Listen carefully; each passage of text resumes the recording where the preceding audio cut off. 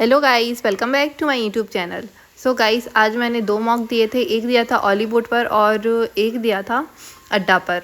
मेरी text book की ID तो अभी ओपन ही नहीं हो रही है, पता नहीं क्या हो गया है। मैं उसे फ़ोन में ओपन करती हूँ तो हो जाती है, लेकिन मैं उसे लैपटॉप में ओपन करती हूँ तो ऐसा आता है कि किसी और डिवाइस में लॉगिन है। जबकि मैंने अपनी फ्रेंड को आईडी दी थी, बट उसने लॉग आउट कर दिया, फिर भी लॉगिन नहीं हो रही है मेरे लैपटॉप में। पता नहीं अब ये और कौन सी नई दिक्कत है। मैं एक भी टेस्ट नहीं लगा पा रही हूँ, उससे 2 दिन हो गए हैं। कल रात में ओपन हुई थी, वो भी 12 के बाद ओपन हुई थी। फिर मेरा मन नहीं था टेस्ट लगाने का।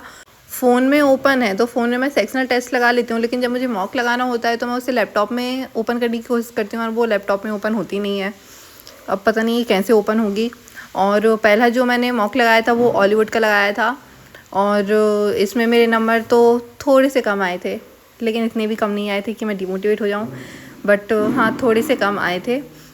और फिर उसके बाद मैंने अड्डा का लगाया था, क्योंकि मैंने सोचा था कि कम से कम 2 से 3 मॉक तो हो ही जाए, लेकिन बस 2 ही हो पाए थे। और फिर एक लगाने का टाइम ही नहीं बचा था, तो बस 2 ही रह गए थे। अब वो कल कोशिश करूँगी कल 3 हो जाए।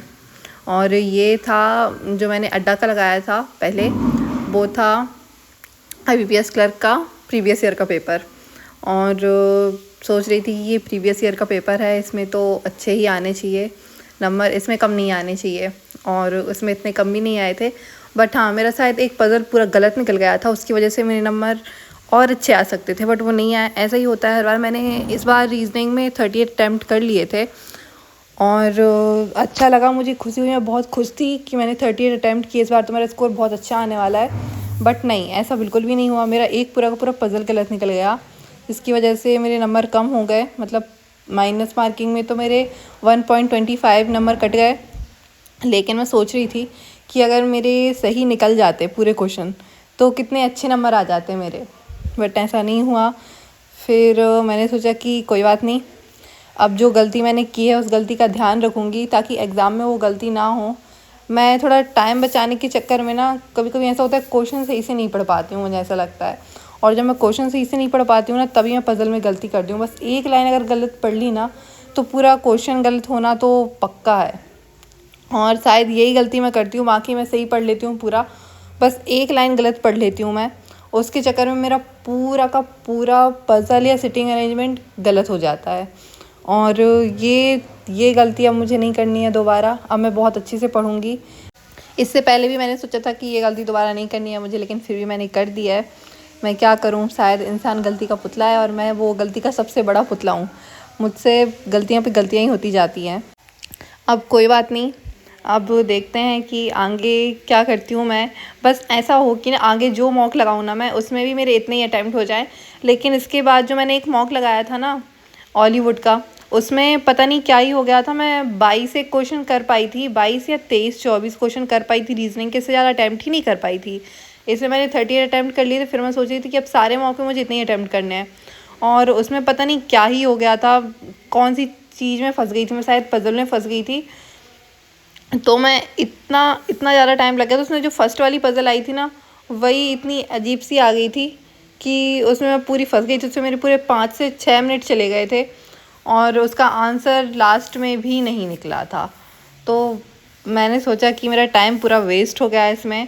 और फिर तो मैं पूरा ही डिमोटिवेट हो गई जब मैंने ऊपर टाइम देखा कि मेरा इतना कम टाइम बचा है और मेरा इतना पूरा टाइम निकल चुका है, वो भी इस पज़ल में जो लास्ट में बनी तक नहीं, जिसके 5 नंबर मेरे चले भी गए और साथ में मेरे 5 से 6 मिनट भी चले गए। तो वो जो लास्ट वाला मैंने किया था मॉक, उसमें तो बहुत ही कम अटैम्प्ट कर पाई थी, और मैथ्स में भी कम ही अटैम्प्ट कर पाई थी। जितने भी नंबर आए, बस मैं सोच रही थी कि 40 से कम ना आए, क्योंकि 40 से कम आ जाता है ना तो एक अलग ही प्रकार का मूड हो जाता है मेरा कि यार बहुत ही कम नंबर आ रहे हैं। आधे आ जाए ना, हाफ 80 में से हाफ आ जाते हैं, तो थोड़ी खुशी होती है कि चलो हाफ पे तो हूँ अभी मैं। 15 एक दिन बचे हैं, इसमें हो जाएगा कवर। हाफ में से हाफ बढ़ा लूँगी मैं। लेकिन जब वो हाफ से भी कम आ जाता है ना 40 से, तो फिर तो ऐसा मन करता है कि मैं पढ़ ही क्यों रही हूँ, इससे अच्छा तो मैं पढ़ाई ही ना करूँ। बहुत ही ज़्यादा डिमोटिवेशन होता है। एटलीस्ट इतने तो नहीं आने चाहिए। मैं 7 से 6 महीने से पढ़ाई कर रही हूँ, और मैं कमेंट भी पढ़ती हूँ कि लोग 3-4 महीने से पढ़ते हैं और उनके मुझसे ज़्यादा आते हैं। बट ठीक है, मैं भी कोशिश कर ही रही हूँ। और ये स्कोर आया था मेरा ये प्रीवियस ईयर के पेपर में 54। इससे आगे मैं बढ़ ही नहीं पा रही हूँ। लास्ट टाइम आया था 55, और अभी आया है 54। पता नहीं मैं अब इसके बीच में स्टक हो गई हूँ। कुछ दिन पहले मैं 35 और 41 के बीच में स्टक हो गई थी। अब यहाँ से मेरी गाड़ी मुझे आगे बढ़ानी है और ये मेरा रीजनिंग में पूरा एक पज़ल गलत निकल गया था, जिसमें मेरे 1.25 नंबर कट गए थे। अगर सोचो मेरा ये सही निकल जाता तो कितने अच्छे नंबर आ जाते।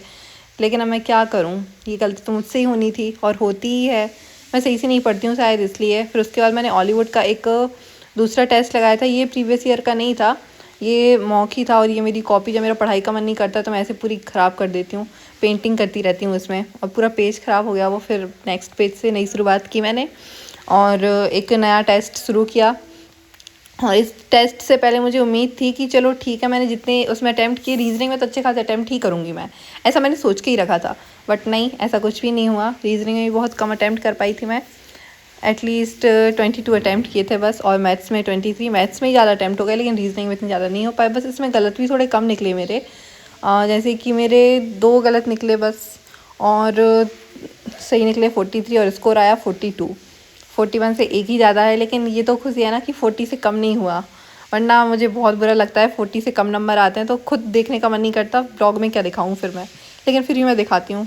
और रीजनिंग का एक सेक्शनल टेस्ट तो मैं डेली लगाती हूँ, और इसमें सेक्शनल टेस्ट में पता नहीं मेरे नंबर इतने कम क्यों आते हैं।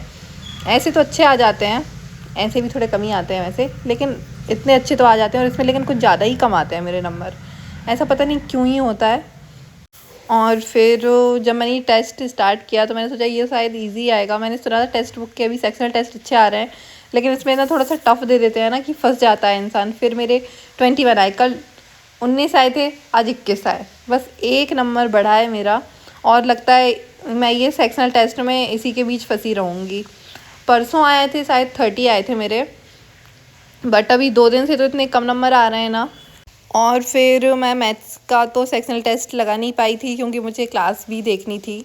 और फिर मैंने क्लास देखी, यही गलती होती है मुझसे। ये जो 3 पेयर बना रहता है ना नंबर का या फिर किसी वर्ड का, तो इसी में बहुत ज़्यादा गलती होती है मुझसे। तो अब मैं सोच रही थी कि इन्हीं क्लास को देखूँगी, अच्छे से ध्यान से देखूँगी। और कल मैंने देखी भी थी इन क्लास को अच्छे से, और इम्प्रूवमेंट तो होता है। अगर किसी चीज़ में कन्फ्यूज़न हो रहा है ना तो वापस जाके उसकी क्लास देख लेनी चाहिए। 2 बार भी देखना पड़े ना तो देख लेनी चाहिए, क्योंकि वो कन्फ्यूज़न ना क्लियर हो जाता है और अच्छे से शुरुआत कर सकते हैं फिर हम उस चीज़ की। वरना ऐसे तो सही से नहीं हो पाएगा, उसी में अटके रहेंगे ना, और थोड़ा सा आलस करेंगे कि नहीं है इसको कौन वापस से देखे, तो फिर वो कॉन्सेप्ट बिगड़ा ही रहेगा। और फिर उसके बाद मैं मैथ्स की चेकलिस्ट सॉल्व करने लगी थी, क्योंकि मैथ्स का मैं सेक्शनल टेस्ट भी नहीं लगा पाई थी और मैथ्स की डीआई वगैरह भी सॉल्व नहीं कर पाती थी। इसमें मैंने सब कुछ कवर कर लिया था, डीआई, स्पीड मैथ, सब कुछ। सो गाइस, मैं अपने ब्लॉग को यहीं ख़त्म करती हूँ। बाय।